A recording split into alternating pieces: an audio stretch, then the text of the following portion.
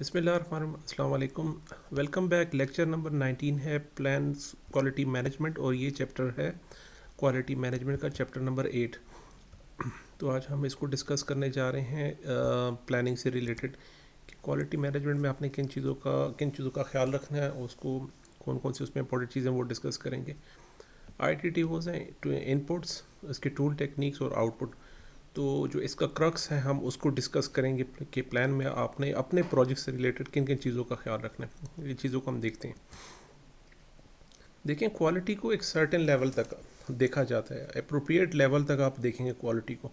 High quality तो आपको तो डेफिनेटली उसके लिए कॉस्ट है वो आपको काफ़ी हाई कॉस्ट भी होती है। मतलब हाई स्टैंडर्ड के प्रोडक्ट के लिए हाई स्टैंडर्ड कॉस्ट भी उसके लिए रिज़र्व की जाती है। आप क्वालिटी को अपने लेवल तक डिज़ाइन करेंगे, उसको प्लान करेंगे, आपने लिमिट्स क्रॉस नहीं करनी। जैसे हमने पिछले लेक्चर में देखा, जो आपके पास मार्जिन है स्कोप, कॉस्ट और जो टाइम का स्केजल का, उस मार्जिन के अंदर हमने क्वालिटी को रखना है। अपनी जो रेलिवेंट इंडस्ट्री उसमें देखिए कोई स्टैंडर्डाइजेशन है, कोई सर्टिफिकेशन है क्वालिटी से आपके प्रोडक्ट को लेकर, यानी आपका अगर कोई कंस्ट्रक्शन का प्रोजेक्ट है उससे रिलेटेड कोई स्टैंडर्ड है, कोई कोई एसओपी हैं या उससे रिलेटेड कोई बेंचमार्क्स हैं, आप उसको फॉलो कर लीजिए। तो स्टैंडर्ड को देखिए प्लान को डिज़ाइन करते वक्त। जैसे हमने कहा था, क्वालिटी जो है ये इनफैक्ट ये रिक्वायरमेंट रहेगी। जैसे मैंने कहा था आपको पिछले लेक्चर में, जिस तरह बायर का प्रोजेक्ट मैनेजर है इसी तरह सेलर का भी प्रोजेक्ट मैनेजर है। अगर आपको अपने प्रोजेक्ट में क्वालिटी से रिलेटेड काम करवाना है तो वो आपने रिक्वायरमेंट्स के अंदर या कॉन्ट्रैक्ट्स के अंदर, इन दोनों में से कहीं ना एक जगह पे आपको मेंशन करना होगा। तो पीएमआई आपको ये फोर्स करती है, चीज़ एम्फसाइज करती है कि अगर क्वालिटी से रिलेटेड रिक्वायरमेंट थी हमारे पास स्कोप के अंदर डिफाइन थी तो आप उस पर काम कीजिए।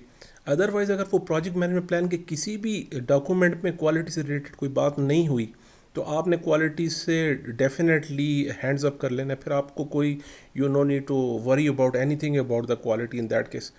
तो क्वालिटी अगर आपको चाहिए तो कलेक्ट रिक्वायरमेंट्स में फिर से एक नज़र डालिए या कॉन्ट्रैक्ट्स के अंदर देखिए कि क्वालिटी से रिलेटेड हमारा काम मौजूद है, उससे रिलेटेड कोई क्लाजेस मेंशन है या नहीं है।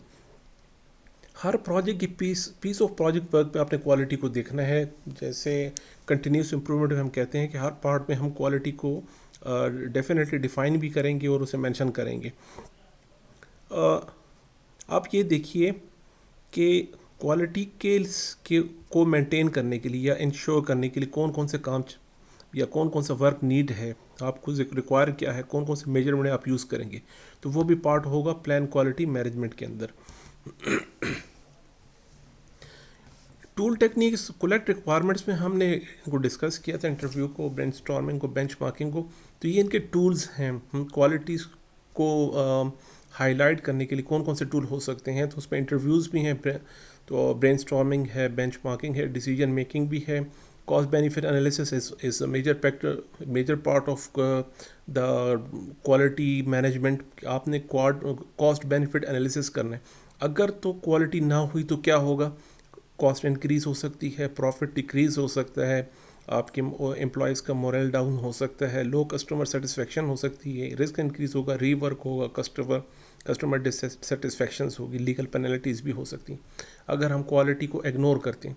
और कॉस्ट ऑफ क्वालिटी आपके प्रोजेक्ट को लेकर कॉस्ट ऑफ कन्फर्मेंस कौन कौन सी हैं, उसमें ट्रेनिंग्स हैं, उसमें अप्रेजल्स हैं, उसमें सर्टिफिकेशन है, उसके अंदर कोई एफिलिएशंस हैं, जो भी चीज़ है वो कॉस्ट ऑफ क्वालिटी के अंदर आएंगी, वो भी हम यहाँ मेंशन करेंगे। जैसे मैं बार बार कह रहा हूँ, मार्जिनल एनालिसिस किया जाएगा।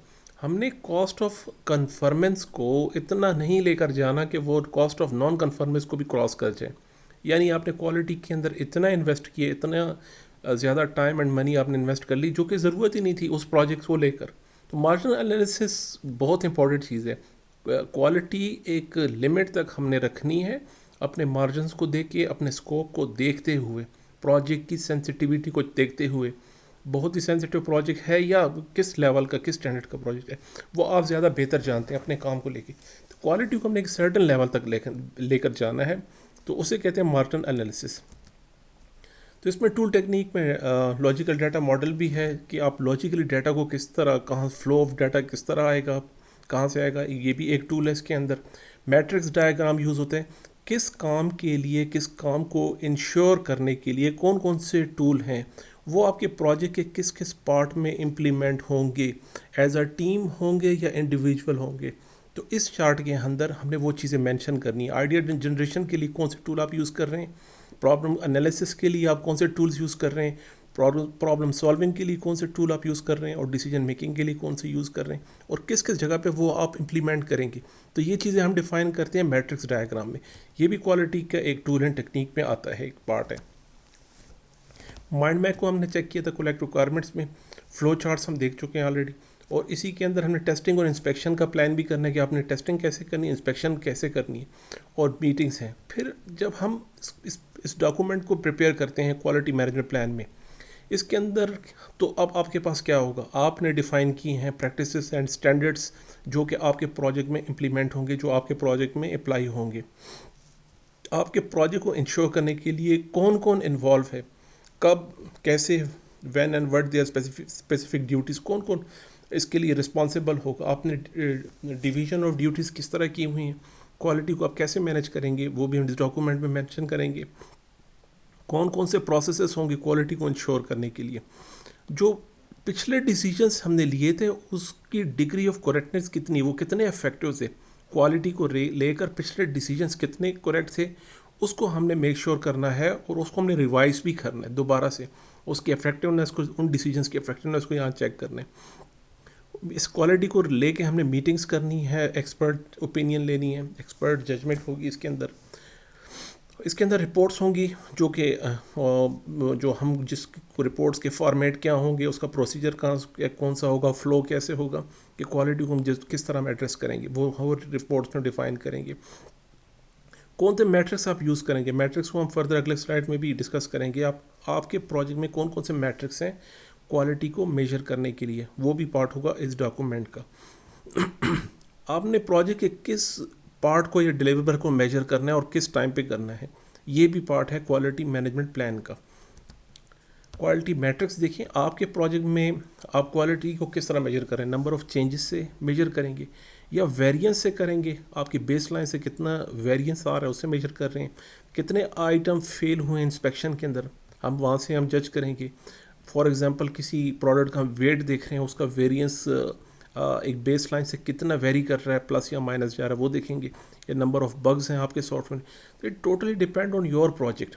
आप अपने प्रोजेक्ट में क्वालिटी मैट्रिक्स कैसे डिफ़ाइन करते हैं, लेकिन कोई ना कोई मैट्रिक्स ज़रूर डिफ़ाइन करेंगे हम। क्या हम अपनी प्रोजेक्ट्स को लेकर हमारे प्रोजेक्ट के हिसाब से हमने इन मैट्रिक्स को ऑब्ज़र्व करना है, और ये हमारे जो है एज अ बेंचमार्क होगा, ये एक स्टैंडर्ड होगा। आपने जो प्रोसेसेस अप्लाई किए थे क्वालिटी से लेकर, वो कितने इफेक्टिव हैं और कौन कौन से एरिया में इम्प्रूवमेंट आएगी। अब आप कहेंगे ये तो प्लानिंग का प्रोसेस, वो तो हमें एग्जीक्यूशन से पता लगेगा। तो डेफिनेटली जो एग्जीक्यूशन और मॉनिटरिंग एंड कंट्रोलिंग के जो प्रोसेसेस हैं उसका आउटपुट होता है अपडेट द डॉक्यूमेंट्स। तो यहाँ पे हमने रिवर्स आके वहाँ से हमने लेसन लर्न लेके दोबारा से अपने डिसीजंस को, अपने प्रोसेसेस को, अपने स्टैंडर्ड्स को, अपने मैट्रिसेस को, जो चीज़ें हमने यहाँ डिफ़ाइन की उसको हमने रिवाइज करना है। ये इंपॉर्टेंट पॉइंट है पीएमआईज़म का, कि एग्ज़ाम में इस कॉन्सेप्ट को बार बार टेस्ट किया जाता है। आपको इस बात को समझ आ रही कि नहीं, जैसे प्रोजेक्ट मैनेजमेंट प्लान डॉक्यूमेंट यहाँ पर भी अपडेट हो रहा है। तो जैसे जैसे हम प्लानिंग में आगे जा रहे हैं, तो देखिए हमने क्वालिटी से रिलेटेड स्कोप मैनेजमेंट में कोई बात नहीं की थी। अब आके हम स्कोप से रिलेटेड, क्वालिटी से रिलेटेड बात कर रहे हैं, जो कि हमने वहाँ पे बात नहीं की थी। तो डेफिनेटली आपको वर्क ब्रेकडाउन स्ट्रक्चर में वापस जाना है, आपको कलेक्ट रिक्वायरमेंट प्रोसेस में वापस जाना है, आपको स्कोप बेसलाइन को दोबारा से अपडेट करना है, अपग्रेड करना है दोबारा से। तो जितने आगे प्रोसेस आएंगे उसमें हमारे पास अपडेट और आइट्रेशन का प्रोसेस मस्ट है। Thank you so much. ये था प्लान क्वालिटी का लेक्चर। तो मिलते हैं इंशाल्लाह नेक्स्ट लेक्चर में। अल्लाह हाफ़िज़।